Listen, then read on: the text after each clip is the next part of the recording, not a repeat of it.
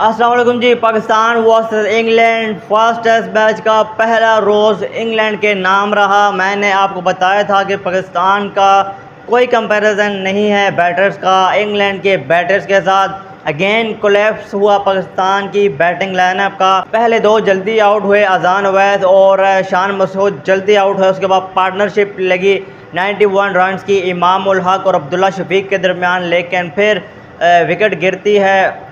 इमाम उल हक की 42 रन्स बनाते हैं, एक अच्छी पार्टनरशिप टूटती है। 117 पे 3 आउट थे और 171 पे ऑल आउट हो गए। मोहम्मद रिजवान, सलमान अली आगा भाई अगेन रन्स नहीं बना पा रहे हैं, उनके ऊपर सवालिया निशान है। और अब्दुल्ला शफीक जिस तरह से अंदर आती बॉल को टैकल नहीं कर पाए, और सलमान अली आगा कोई एक अच्छी डिलीवरी आपको पढ़नी होती है और आप बोर्ड हो जाते हैं। मोहम्मद रिजवान का भी इसी तरह है भाई, आप कब तक एज आ सीनियर प्लेयर की हैसियत से टीम में खेलेंगे? अपने सीनियर कोटे की बुनियाद पर आप कब तक पाकिस्तान टीम में अपनी जगह बनाए रखेंगे? किसी एक यंगस्टर की जगह आपने रोकी हुई है।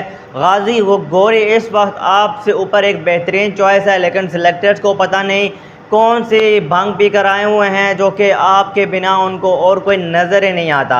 तो भाई बहुत बड़ा बैटिंग कोलैप्स पाकिस्तान का, ये हमेशा से चलता आ रहा है, ये कोई नई बात नहीं है। जब से मैंने क्रिकेट देखना शुरू किया है, पाकिस्तान बैटिंग लाइनअप का कोलैप्स आता है तो वो भाई बहुत ज़्यादा ख़तरनाक होता है।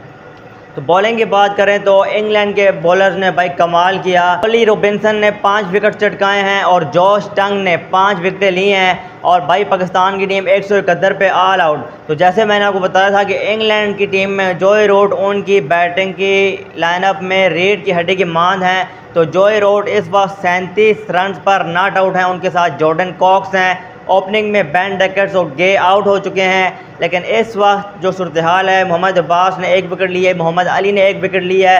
तो भाई पहला रोज़ पहले टेस्ट मैच का इंग्लैंड के नाम रहा है। शान मसूद का भी भाई समझ नहीं आई कि अब आप पीछे सो करके आ रहे हो वेस्ट इंडीज़ के अगेंस्ट सीरीज़ में, तो यहाँ पे भाई आपको तजुर्बा भी है काउंटी लीग में क्रिकेट खेलने का, तो भाई आप थोड़ा सा देख के खेल लो। लेकिन भाई नहीं, शान मसूद भी अपनी जल्दी विकेट थ्रो करके चले गए। इमाम उल हक का जैसे मैंने पहले भी कहा कि जब भी प्रेशर बनता है तो वो प्लेट में अपनी विकेट रख कर दे के जाते हैं। तो यही हाल पाकिस्तान की बैटिंग लाइनअप का भी है। तो जैसे ही 2 विकेट्स गिरती हैं तो पीछे लाइन लग जाती है। तो भाई मेरे ख्याल से जॉय रूट सेट हैं, जॉर्डन कॉक्स भी सेट हैं। तो ये डे 2 के आगाज़ में भाई अगर पाकिस्तानी बॉलर ने इनको जल्दी आउट ना किया तो ये बहुत बड़ा कहराम मचा देंगे और बहुत बड़ी लीड छोड़ेंगे, जो कि पाकिस्तान के लिए मेरे ख्याल से बहुत बड़ा ख़तरा साबित होगी।